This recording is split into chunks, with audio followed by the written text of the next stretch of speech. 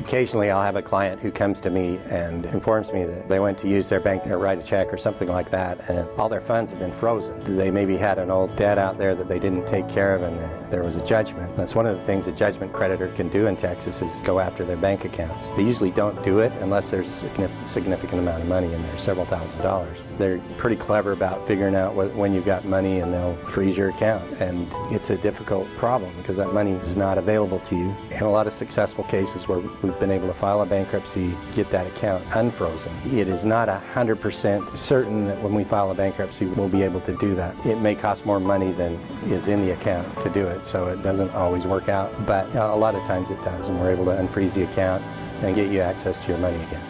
I've had many cases where a client comes to us and their bank account's been frozen. We file a bankruptcy.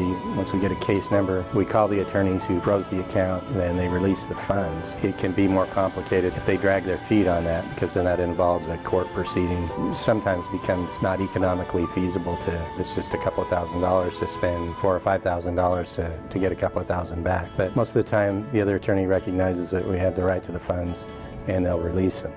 Well, once we file the bankruptcy, any activity of that nature is prohibited. They can't try to freeze any other accounts. The bankruptcy stay is an injunction from any act by the creditor to seize or encumber an asset. If they do not file for bankruptcy, the creditors, they just have a free rein. Any account they can find that has money in it, they can freeze it up.